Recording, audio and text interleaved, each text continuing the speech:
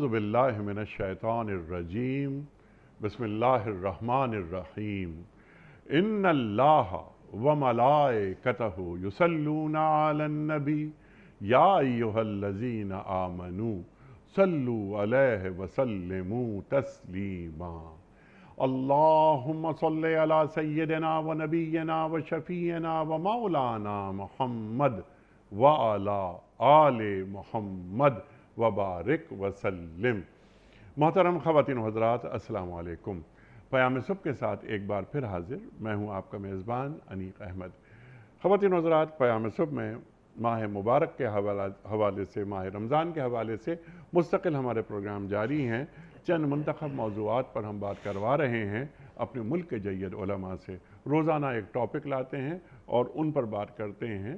ہمارے کوئی ایک ممتاز عالم دین، انہیں ہم زحمت دیتے ہیں، وہ تشریف لاتے ہیں اور ہمیں قرآن کریم سے قریب کر دیتے ہیں، کیونکہ یہ ماہ مبارک ہے ہی نزول قرآن کا مہینہ۔ خواتین و حضرات، قرآن کریم وحدت امت کے حوالے سے کیا فرماتا ہے، یہ ہے ہمارا آج کا موضوع۔ اختلافی مسائل میں اعتدال کی راہ کیا ہوتی ہے اور کیسے حاصل کی جاتی ہے۔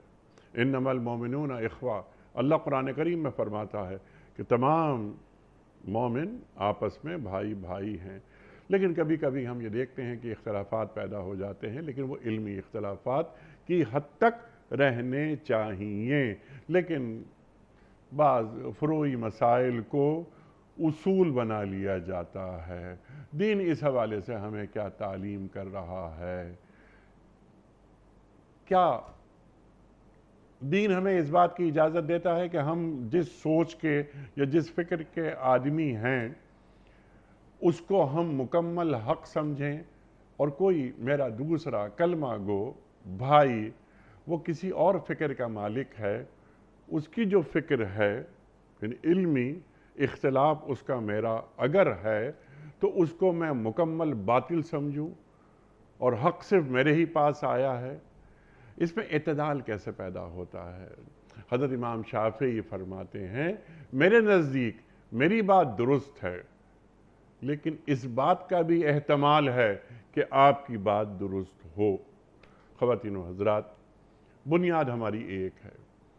ہمارا مسلکی اختلاف بہت ہو سکتا ہے، لیکن قرآن، اللہ، رسول، قرآن، قبلہ، انبیاء پر ایمان، اللہ اکبر، فرشتوں پر ایمان، ہم بنیادی طور پر ہم سب ایک ہیں، تو چند معمولی باتوں پر ہم باہم دست و گریباں کیوں ہو جاتے ہیں؟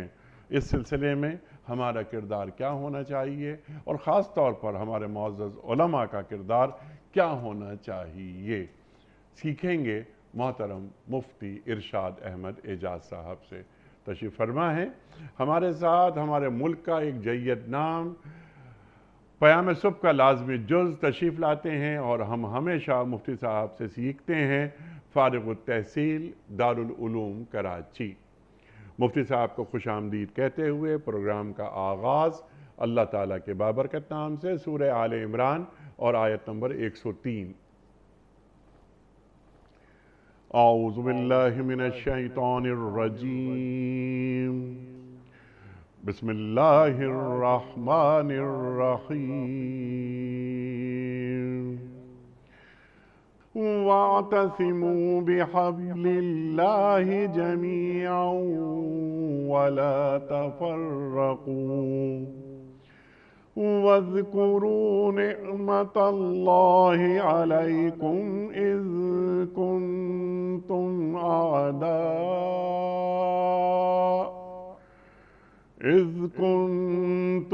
أَعْدَاءً فَأَلَّفَ بَيْنَ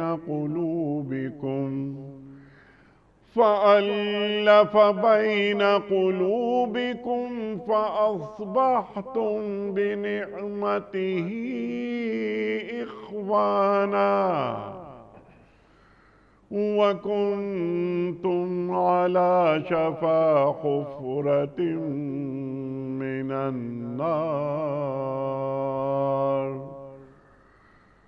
وَكُنْتُمْ عَلَى شَفَا حُفْرَةٍ مِّنَ النَّارِ فَأَنْقَذَكُم مِّنْهَا كَذَلِكَ يُبَيِّنُ اللَّهُ لَكُمْ آيَاتِهِ لَعَلَّكُمْ تَهْتَدُونَ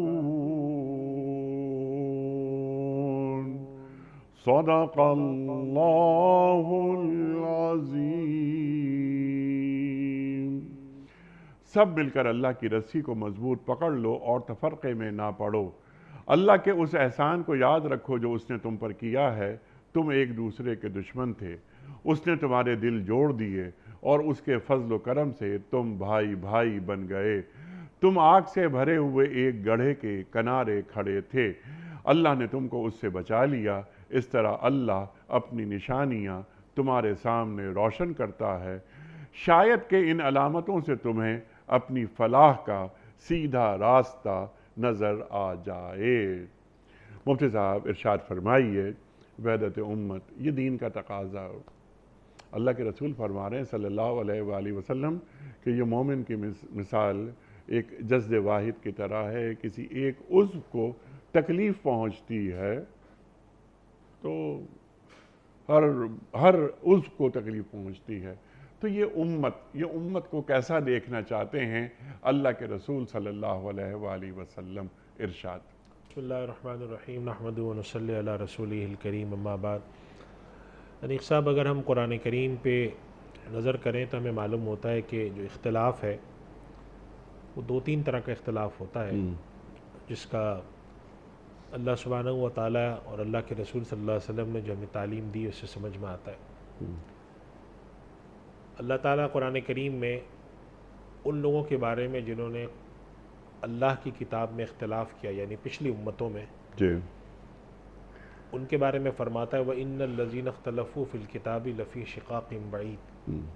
وہ لوگ جنہوں نے کتاب میں اختلاف کیا وہ بہت دور کے جھگڑے میں، شقاق لڑائی جھگڑا۔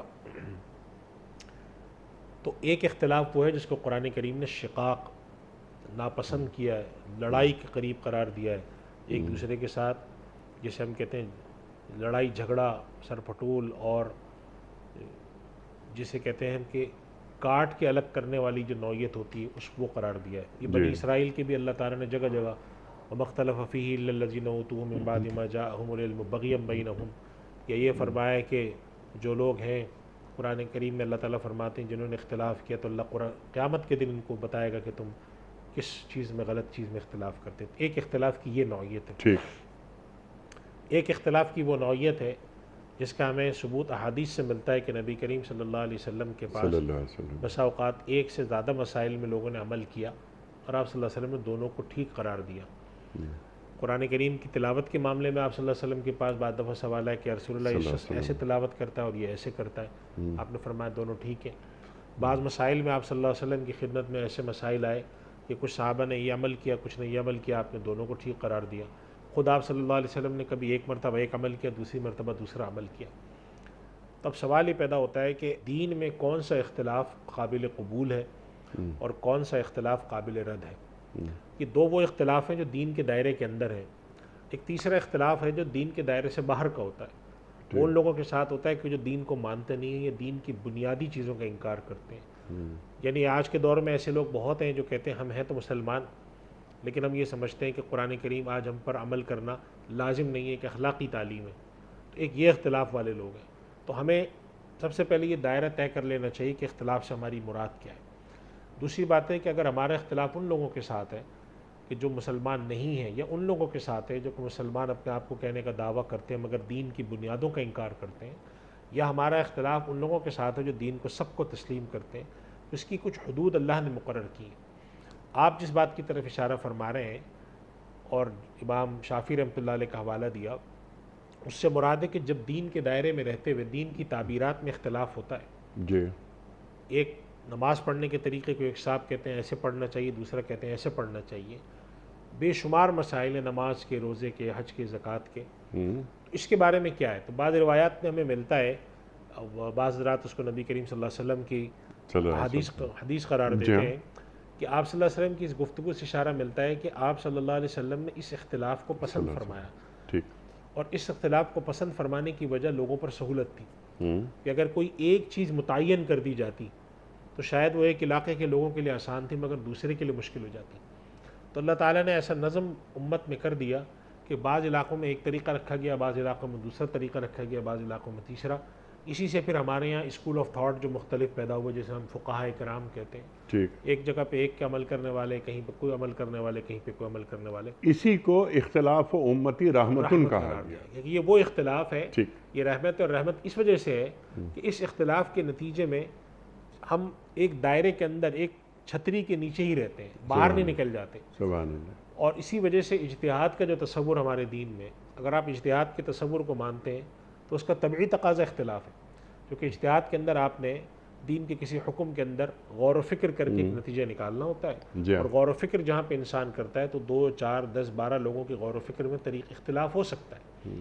تو یہ اختلاف کا وہ درجہ ہے کہ جس کے اندر لڑائی جھگڑا کرنا اور اپنے علاوہ سب کو غلط قرار دینا یہ ناپسندیدہ اور مذموم ہے. ٹھیک. اور جس کی طرف آپ نے اشارہ فرمایا، امام شافعی رحمۃ اللہ علیہ اور فقہاء کرام یہ کہتے تھے کہ ہماری بات ٹھیک ہے لیکن امکان ہے کہ اس میں غلطی ہو، اور ہمارے مخالف کی بات غلط ہے لیکن امکان ہے کہ وہ ٹھیک ہو. جی. یعنی اس سے مراد یہ تھی کہ ہمارا اور ان کے ساتھ جو اختلاف چل رہا ہے مسائل میں وہ اصل میں نہیں ہے، اصل دونوں کی ایک ہے کہ وہ قرآن و سنت ہے، لیکن اس پر تفریع کرتے ہوئے یا اس سے کوئی استنباط کرتے ہوئے یا مسئلہ نکالتے ہوئے جسے ہم ڈیڈکشن کہتے ہیں، ہماری رائے مختلف ہو گئی ہے، ان کی مختلف ہو گئی ہے. اور چونکہ ہم دیانتداری کے ساتھ اپنی رائے کو درست سمجھتے ہیں تو لہٰذا ہم اپنی رائے کو صحیح کہیں گے اور آپ کی رائے کو غلط کہیں اور گے. اسی طرح وہ بھی اپنی رائے کو دیانتداری کے ساتھ بالکل صحیح سمجھ رہے ہیں. تو اس میں اختلاف کی کیا بات؟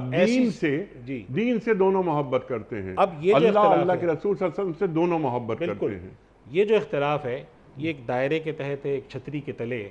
لہٰذا اس اختلاف کے اندر ایک جہت کو بالکل حتمی قرار دینا اور دوسری جہت کو بالکل حتمی طور پہ غلط کہنا یہ اس لیے ٹھیک نہیں ہے کہ یہ دائرے سے باہر کی گفتگو نہیں ہے. چنانچہ جب ان جزوی اختلافات کو بڑھایا جاتا ہے تو پھر یہاں نتیجے میں پھر تفرقہ پیدا ہوتا ہے، شقاق پیدا ہوتا ہے. میں کہتا ہوں میں جو کہہ رہا ہوں میرا جو طریقہ ہے اس کے علاوہ سارے طریقے غلط ہیں. یہاں پر ہمارے یہاں نبی کریم صلی اللہ علیہ وسلم کی تلقین ہے، امت کے جتنے بھی بڑے طبقات کے لوگ گزرے ہیں آج تک ان کی تلقین یہ ہے کہ یہ ان اختلافات کو دائرے میں رکھو.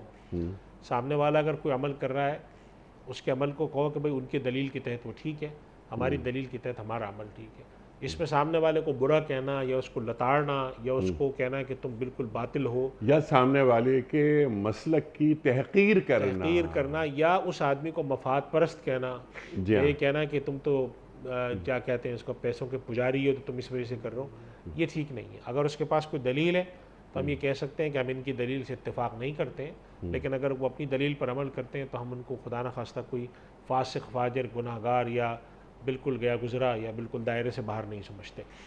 یہ ایک اصول ہے اور اس اصول کے اوپر امت آج تک سارے مسائل میں چلی بھی آ رہی ہے. بہت سارے مسائل ہیں، کچھ مسائل ایسے ہیں کہ جن میں اختلاف کی نوعیت میں تھوڑی شدت ہے، تو ان مسائل کے اندر پھر دائرہ اختلاف ہے اس کی تعین کیسے. مثال کے طور پہ آج کے دور میں ہمارے یہاں بہت سارے ایسے حضرات ہیں جو ہم جیسے دیکھتے ہیں کہ لبرلزم یا الحاد کا اختلاف ہے. کچھ ہمارے یہاں ایسے طبقات ہیں جو اپنے مسلمان ہونے کا دعویٰ بھی کرتے ہیں لیکن وہ بہت ساری ایسی بنیادی باتیں کرتے ہیں جو اسلام کی جو علمی تراث ہے، روایت ہے، اس کے بالکل برعکس ہے.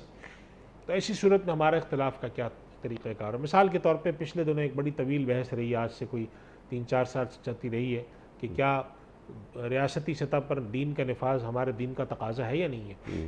اب کچھ طبقات ایسے ہیں جو کہتے ہیں نہیں ہے، لیکن امت کی جو اجتماعی اجتماع ہے اور امت کے جو اکثریت ہے اس کی رائے یہ ہے کہ نہیں، دین کے بہت سارے مطالبات ایسے ہیں جو ریاستی سطح پہ پورے ہو سکتے ہیں. لیکن اس اختلاف کے باوجود جو کہ ایک بہت بڑے پیمانے کا اختلاف ہے اور بہت فکری درجے کا اختلاف ہے، اس کی بھی کچھ حدود ہونی چاہیے. وہ حدود کیا طے کرنی چاہیے؟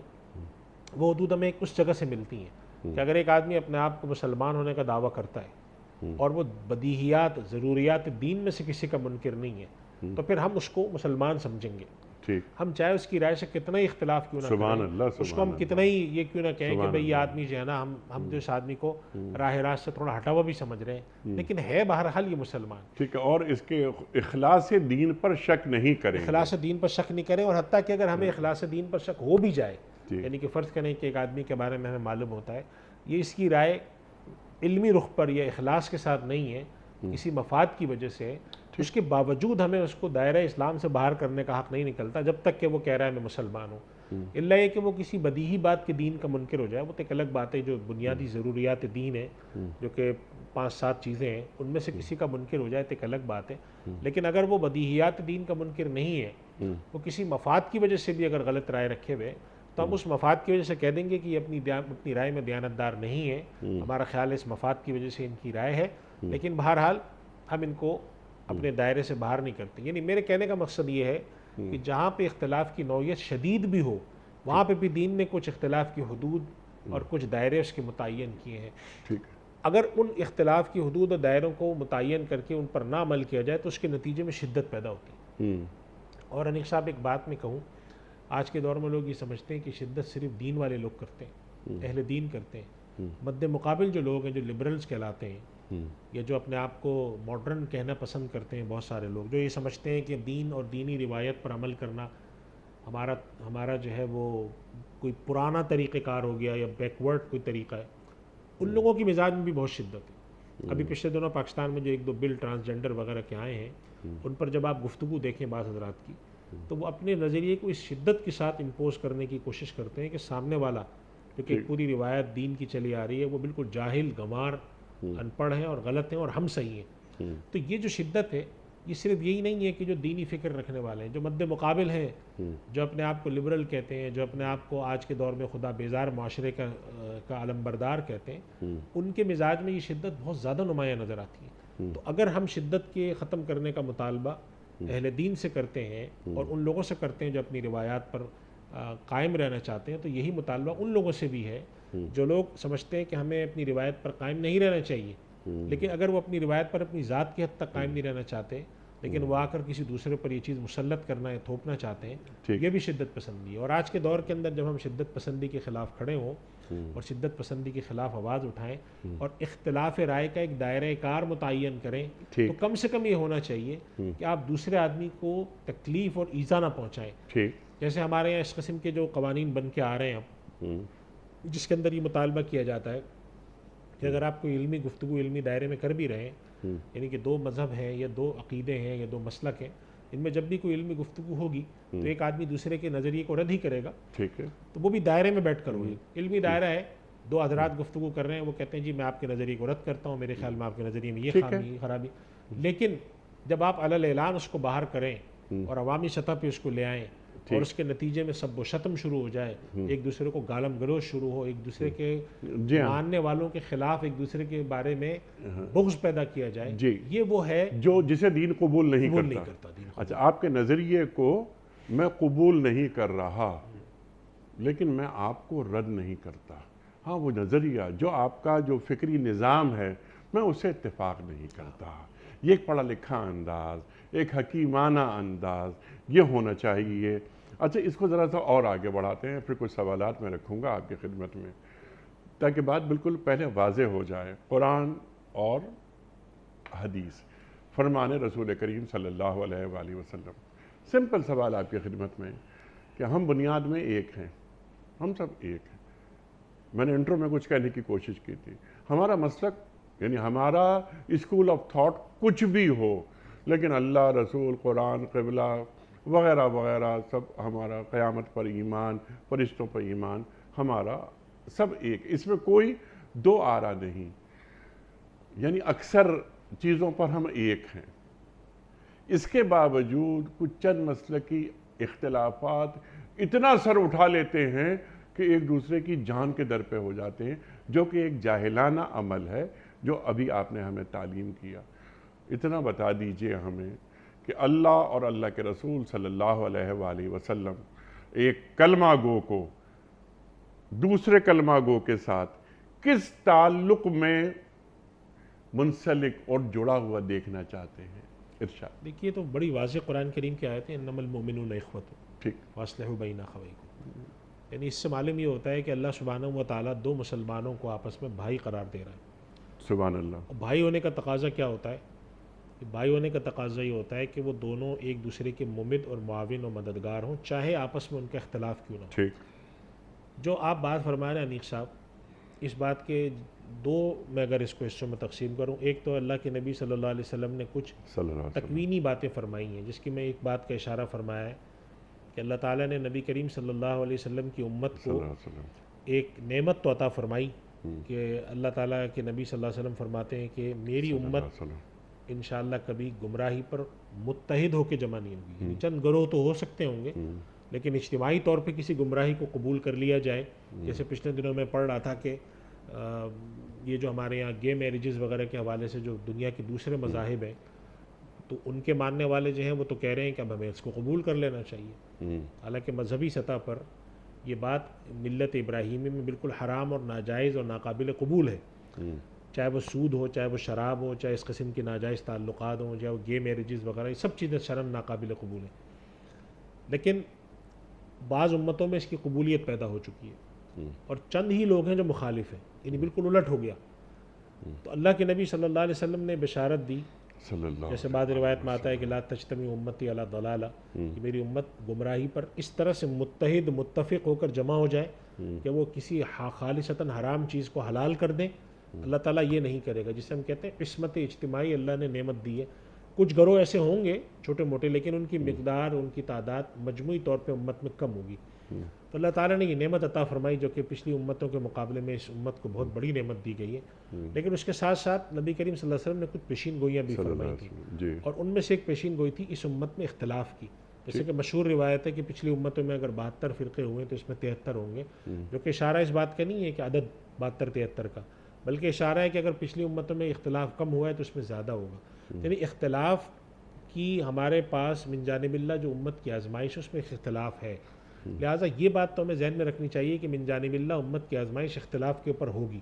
اب ہم یہ دیکھیں کہ اگر اختلاف ہونا اللہ کی طرف سے ایک آزمائش کے طور پہ ناگزیر ہے اور یہی امتحان ہے ہمارا اور اسی پر قیامت میں سوال بھی ہوگا، پھر ہم اس کے دائرے متعین کریں. نہیں کم سے کم کسی بھی، جیسے کہ اکثر ہمارے یہاں ایک سوال اٹھایا جاتا ہے اتحاد امت کا. اتحاد امت کے سوال کا اگر یہ مطلب ہے کہ لوگ اپنے سارے اختلافات بھول کے متحد ہو جائیں تو یہ غیر طبعی سوال ہے، یہ عملاً ممکن نہیں ہے. لیکن اتحاد سے مراد اگر یہ ہے، اور یہی مراد ہونی چاہیے کہ چاہے کتنے ہی اختلاف کیوں نہ ہو، یہ جو 4-5 بنیادی آپ نے باتیں فرمائی نا کہ اللہ ایک ہے، نبی ایک ہے، قرآن ایک ہے، قبلہ ایک ہے، ان کے اوپر متحد ہوں اور ان پر اتحاد کی دعوت. تو آپ دیکھیں کہ اللہ کے نبی صلی اللہ علیہ وسلم کو اللہ تعالیٰ نے حکم دیا تھا کہ آپ بنی اسرائیل کو بلائیں، قل یا اہل الکتاب تعالوا الی کلمۃ سواء.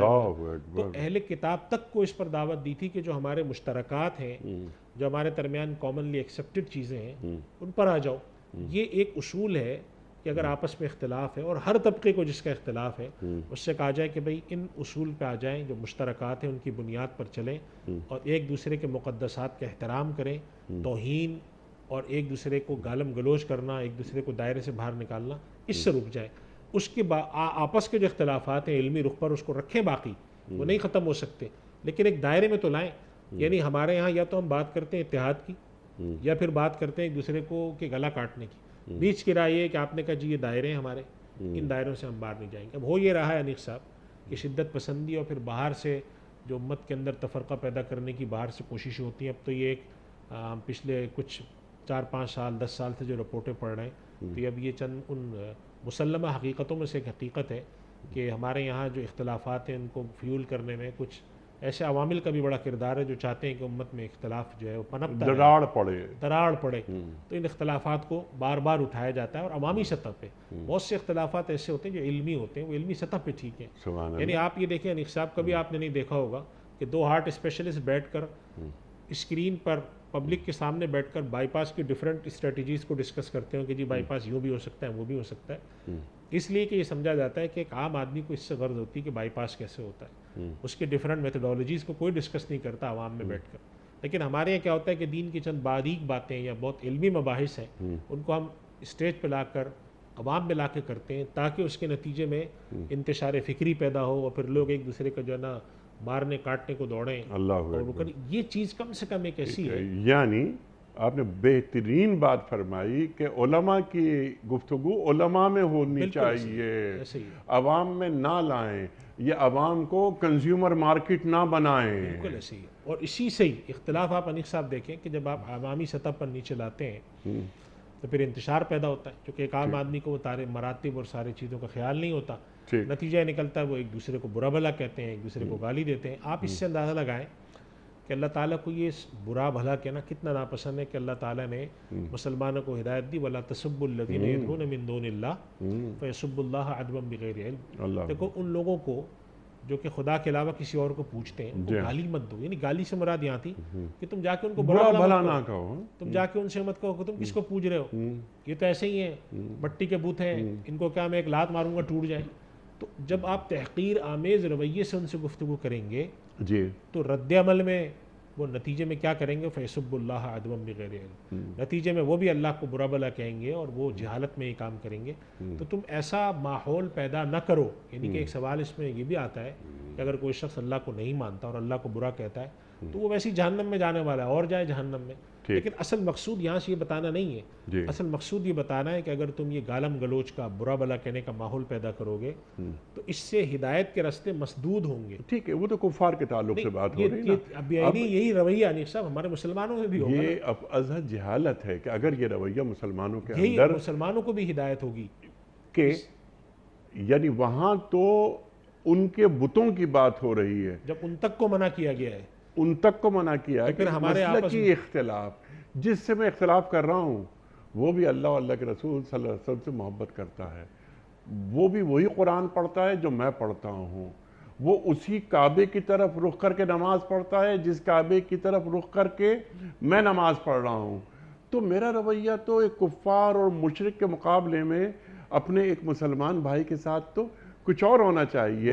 انما المومنون اخوہ کی بات آپ نے فرمائی جو قرآن فرما رہا ہے، تو میرا رویہ اس سے یہ جاہلانہ کیسے ہو جاتا ہے؟ میں یہ عرض کر رہا ہوں کہ جب اللہ تعالیٰ ہمیں تلقین فرما رہے ہیں غیر مسلموں کے بارے میں جن کے بارے میں ہم جانتے ہیں کہ وہ جو جس کی پرستش کر رہے ہیں وہ غلط ہے ہمارے عقیدے کے لحاظ سے، اور ہم تو جب ہم آپس میں اختلاف کر رہے ہیں جو کہ دائرے میں اب ہم کسی کو جا کر کہہ رہے ہیں تمہارے فلاں آدمی نے کتاب میں یہ لکھا ہے، فلاں نے یہ لکھا ہے اور یہ سب باتیں غلط ہیں، لہذا تمہارا یہ فلاں آدمی جو تھا یہ گمراہ ہے، اور یہ انہوں نے کہا اچھا یہ بات ہے پھر تمہارا آدمی گمراہ ہے۔ نتیجہ کیا نکلا کہ 50 سال 100 سال کے اندر جا کر آپ نے ایک انتہا سے زیادہ شدت پسند ایک دوسرے کی تکفیر اور تحقیر کرنے والا معاشرہ۔ اچھا، نیچے کسی کتاب کا حوالہ دیا جا رہا ہے، آپ سے سیکھنے کے لیے میں سوال رکھ رہا ہوں کہ قرآن اور حدیث کیا وہیں تک نہیں رہا جائے؟ بالکل انیق صاحب وہاں تک رہا جائے، اور اگر کسی نے کتاب میں کوئی بات لکھی ہے جی تو علماء کرام نے اس کی تعویل کی بہت ساری باتیں لکھی ہیں کہ ہم تعویل کریں، ہم یہ بھی کہہ سکتے ہیں کہ فلاں صاحب نے یہ بات لکھی ہے،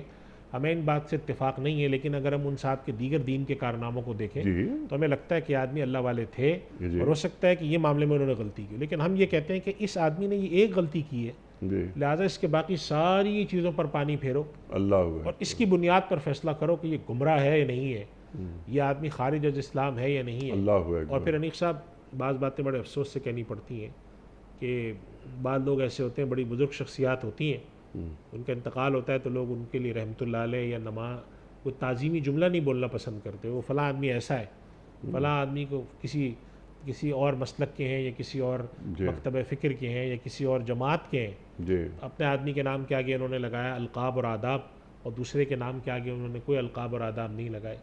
تو یہ میں عرض کر رہا ہوں کہ تحقیر آمیز رویہ اللہ تعالیٰ نے تو غیر مسلموں اور ان کے جو معبودان باطلہ ہیں ان تک کے لیے پسند نہیں فرمایا، جائے کہ ہم خود مسلمان ایک دوسرے کے لیے تحقیر آمیز رویہ رکھیں، اور اس کے نتیجے میں جو اللہ تعالیٰ نے ہمیں انسانی نفسیات کی تعلیم دی ہے کہ فیسب اللہ عدوا بغیر علم، یعنی انسان کے اندر رد عمل کی نفسیات ہوتی ہے، اور انسان کو رد عمل کی نفسیات ایک ایسی چیز ہے کہ جس کی طرف اللہ تعالیٰ نے قرآن کریم میں ایک اور بات کی طرف اشارہ فرمایا۔ قرآن کریم میں اللہ تعالیٰ مسلمانوں کو سکھاتے ہیں اور فرماتے ہیں کہ ادفع باللتی ہی احسن ولا تستوی الحسنۃ ولا السیئۃ۔ ہمارے یہاں مفسرین نے نفسیاتی طور پر ان دونوں چیزوں کا تقابل کیا ہے کہ ایک آدمی اگر آپ کے ساتھ برائی کر رہا ہے تو اللہ تعالیٰ کیا فرما رہے ہیں؟ ادفع باللتی ہی احسن، اس کا جواب اچھائی سے دو، کیوں؟ فَإِذَا الَّذِي بَيْنَكَ وَبَيْنَهُ عَدَاوَةٌ كَأَنَّهُ وَلِيٌّ حَمِيمٌ، اس کے جس کے تمہارے درمیان جو عداوت ہے وہ جگری یار ہو جگری جائے یار بن جائے گا. یہ انسانی نفسیات اللہ نے رکھی ہے اللہ کہ جب تم مقابلے میں جا کے سامنے والے کو گالی دو گے، اس کے ساتھ تحقیر آمیز رویہ رکھو گے، تو دین کے آگے بھی آڑ بنے گا، آپس میں محبتوں میں بھی آڑ بنے گا. آپ کسی کو جا کے دعوت دین دیں جی اور اس کے ساتھ جا کر کہیں کہ تم ہماری طرف آ جاؤ، تم اپنے مسلک پہ رہو گے اللہ تو جہنم میں اکبر، چلو گے، اللہ یہ تمہارے لوگ سارے جہنمی ہیں اور یہ سب گمراہ ہیں، تو نتیجہ کیا نکلے گا کہ اس کے دل میں ایک آڑ پیدا ہوگی کہ بھئی یہ کیا بات کرتی.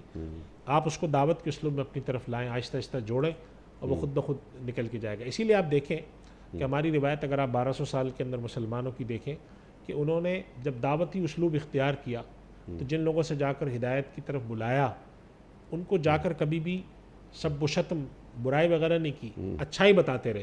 جی تم غلط ہو، ہاں ہو، لیکن کیا غلط ہو ابھی اس کو چھوڑ دو، تم اچھائی کی طرف آؤ. سبحان جب وہ اچھائی سیکھتے سیکھتے سیکھتے اس کو سمجھ میں آ جاتا ہے کہ میں غلط ہوں. مشترکات کی بات کریں، مشترکات کی بات کریں، اختلافات کو ختم کرنے کی بات کوئی نہیں کرتا. اختلافات ختم کرنا ایک ابھارتے ہیں، غیر اس پہ طبعی مطالبہ فیولنگ ہے. کی جاتی ہے. اختلافات کو دائرے میں رکھنا، جی اختلاف کو آداب کے تحت رکھنا، جی حتیٰ کہ غیر مسلموں کے ساتھ بھی اختلاف کو آداب کے ساتھ رکھنا، اپنے مسلک کے خلاف والوں کے ساتھ رکھنا، ایک دوسرے کے محترم چیزوں کا احترام کرنا اور علمی گفتگو، علمی اختلاف، رد کی باتیں جی یہ علمی دائرے میں رہیں. جی اور یہ چلی آ رہی ہے نیک صاحب، آپ اور 1200 یہ چلی آ رہی ہیں، فروئی باتیں ہیں تو دل کو کشادہ کرنا سامنے اس کے والے علاوہ کے نیک لیے. صاحب اگر کچھ اصولی باتوں پر بھی اختلاف ہے نا، اگر آپ 1200 سال کی مسلمانوں جی کی تاریخ دیکھیں تو علمی رخ پر ہمارے ہاں جو عقیدے کے رخ پر اشاعرہ، ماتریدی، جی اہل سنت، اہل تشیع، سب اختلافات چلے آ رہے ہیں جی اور کتابوں میں لکھے بھی ہیں، جی ان میں تفصیل بھی موجود ہے. لیکن یہ پچھلے کوئی 200 سال 300 سال سے یہ کام بڑھ گیا ہے کہ اور اب سوشل میڈیا آنے کے نتیجے میں ہم اس کو باہر بھی لے آئے اور نتیجہ نکلا ہے کہ دین اور دین کی محبت کے بجائے کچھ ذاتی چیزیں بھی سامنے آ جاتی اللہ ہیں. اکبر. ہمیں کوشش یہ کرنی چاہیے کہ جو دائرے اور چھتری کے اندر رہیں، مشترکات کے اوپر رہیں، اختلاف کو اپنے دائرے میں رکھیں اور ایک دوسرے کے محترمات کا احترام کریں. اور اس کے اندر جب مشترکات پہ رہیں، ایک دوسرے کے محترمات کا احترام کریں اور مختلف فی باتوں کو دائرے میں رکھیں، تو پھر یہ اختلاف کے بغیر امت آگے بڑھ سکتی ہے. ورنہ جی تو بہت چھوٹی چھوٹی باتوں پر آپ اختلاف اٹھا سکتے جی ہیں. ہاں. کون سی ایسی بات نہیں ہے کہ جس پہ اختلاف نہ اٹھائے؟ اللہ تعالیٰ نے انسانی مزاج میں فرق رکھا ہے. ٹھیک. گھر کے اندر دو بھائیوں میں بھی اختلاف ہوتا ہے، جی قبرستان واحد جگہ ہے جہاں اختلاف نہیں جہاں ہو اختلاف سکتا. نہیں ہو سکتا. ٹھیک ہے، انسان ہے، سوچتا انسان، ذہن ہے، اللہ نے عقل دی ہے، لیکن اختلاف کے آداب ہوتے ہیں. ہم اپنے اندر کے جانور کی تہذیب کر کر بات شروع کرتے ہیں. لڑائی جھگڑا کیا یہ. اللہ اکبر. ادفع باللتی ہے احسن کی بھی ابھی آپ نے بات فرمائی. اللہ اکبر. میں دو چھوٹی سی باتیں، چھوٹی باتیں میں یہ عرض کرنا چاہتا ہوں کہ کیسا ماحول ہمارے اسلاف، ابھی ہم صحابہ کی بات نہیں کر رہے کہ انہوں نے دین کس طرح لیا اختلافات کو، پھر آپ نے ائمہ کی بات فرمائی. سبحان اللہ سبحان اللہ. مولانا اشرف علی تھانوی صاحب رحمۃ اللہ علیہ کی محفل ہے، ایک صاحب آئے اور انہوں نے آ کر کہا کہ اعلیٰ حضرت احمد رضا شاہ خان بریلوی رحمۃ اللہ علیہ، اللہ اکبر، کہ ان کا انتقال ہو گیا، اور ایک استہزائیہ انداز میں بات فرمائی. مولانا اشرف علی تھانوی صاحب رحمۃ اللہ علیہ نے فرمایا ارے اتنا بڑا واقعہ، مغموم ہو گئے، اور آپ نے فرمایا کہ وہ مجھ سے بڑے عاشق رسول تھے. اللہ اکبر اللہ اکبر. یہ اشرف علی تھانوی صاحب فرما رہے ہیں. لاہور میں مولانا داؤد غزنوی صاحب اہل حدیث عالم، بہت بڑے عالم، دنیا جانتی ہے انہیں. ان کے پاس ایک حنفی عالم گفتگو کے لیے تشریف لا رہے ہیں. اہل حدیث ہمارے بھائی، وہ آمین بالجہر، ہم سب جانتے ہیں کہ وہ آمین ہوتی ہے بالجہر، حنفی آمین بالجہر نہیں کرتے. تو مولانا داؤد غزنوی صاحب نے یہ فرمایا اپنے سب لوگوں سے کہ دیکھو وہ آ رہے ہیں لیکن وہ نہیں کرتے آمین بالجہر، تو آج تم بھی نہیں کرنا. اللہ اکبر. اور وہ جو مولانا، جو حنفی مولانا آ رہے ہیں اپنے ساتھیوں کے ساتھ، انہوں نے کہا یار یہ ہم وہاں جا رہے ہیں، اہل حدیث ہیں وہ آمین بالجہر کرتے ہیں، تو آج ہم آمین بالجہر کریں گے. اللہ اکبر. وہ پہنچے، نماز کا وقت ہوا، مولانا داؤد غزنوی صاحب نے نماز پڑھائی، امامت فرمائی. جب وہ ولدالین پر پہنچے تو پیچھے سے آواز آئی آمین اللہ اکبر. ذہن میں خیال آیا ان کے کہ میں نے تو منع کیا تھا کہ آج نہیں پڑھنی ہے آمین بالجہر.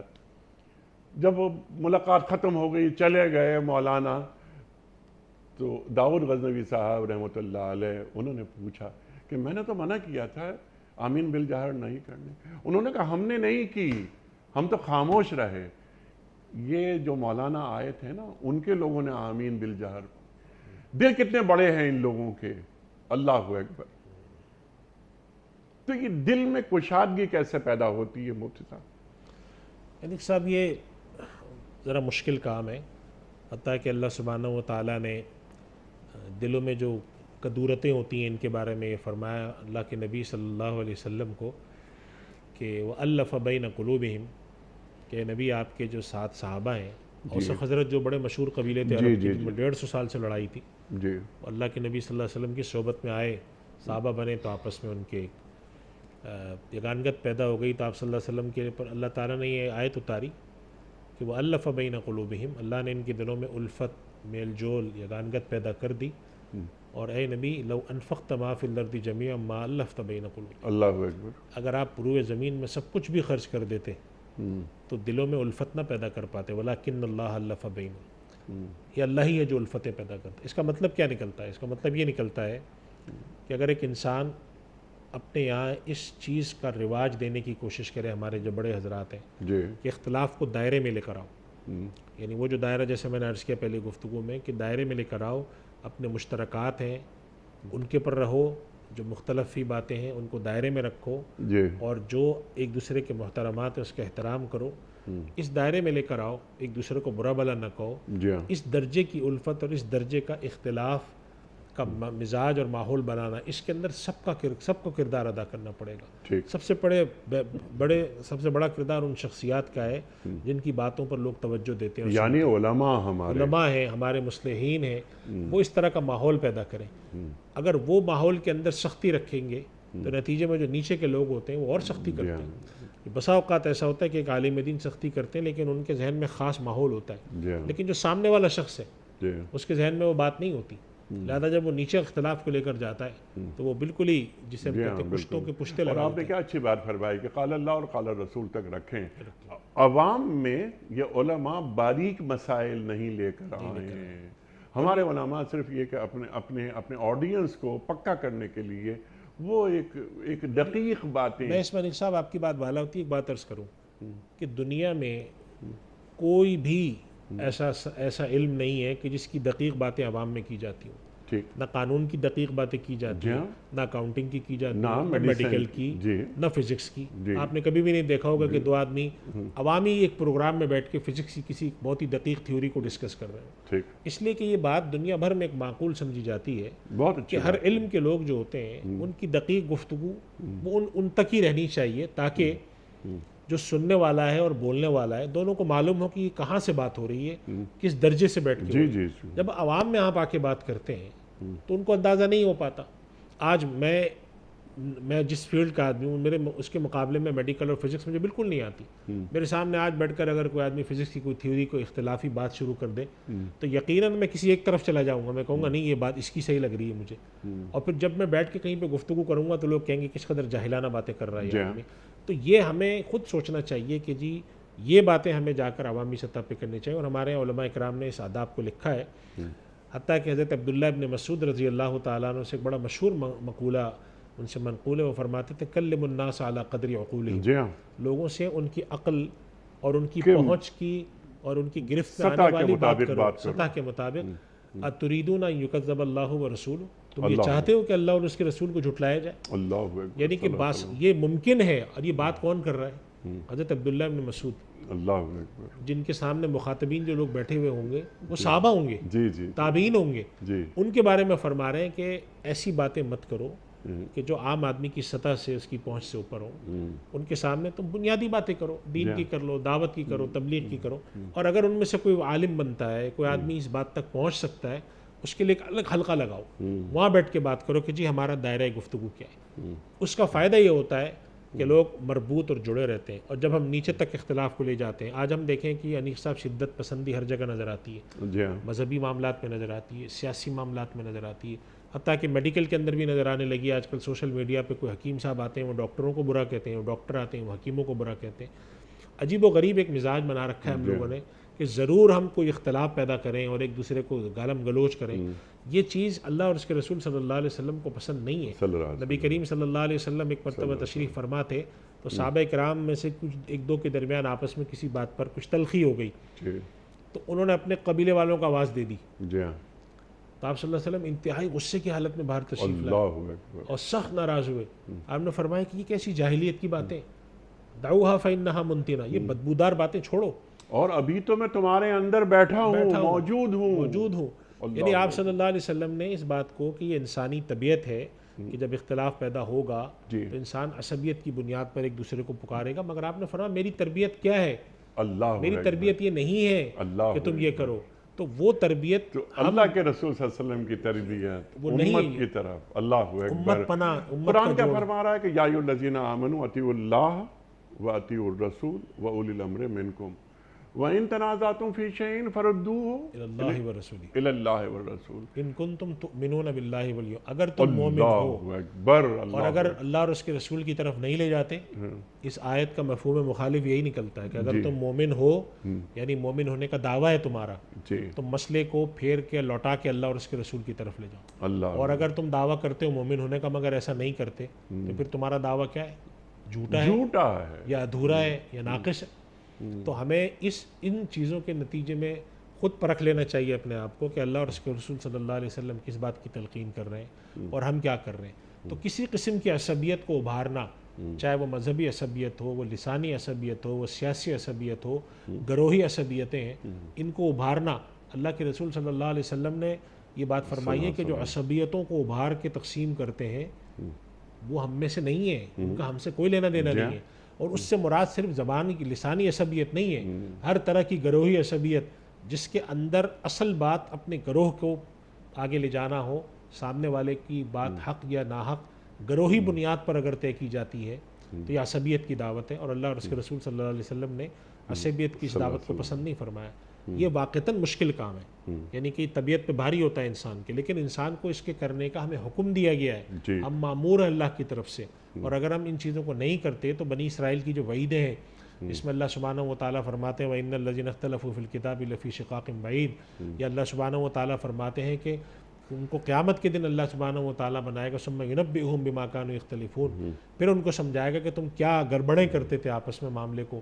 بنی اسرائیل کے ایک رویے کو اللہ سبحانہ و تعالیٰ نے قرآن کریم میں کتنا سخت تنقید کی، فرمایا فَتُؤْمِنُونَ بِبَعْضِ الْكِتَابِ وَتَكْفُرُونَ بِبَعْضٍ، اللہ، یہ تم کیا کرتے ہو، کچھ مانتے ہو کچھ نہیں مانتے، ادھورا عمل، ادھورا ماننا۔ اور یہ بھی فرمایا کہ ایک گروہ کو تم جو ہے وہ لڑائی جھگڑے کرتے ہوئے گرفتار کرتے ہو اور پھر جا کر اس کی فدیے دے کے چھڑاتے ہو۔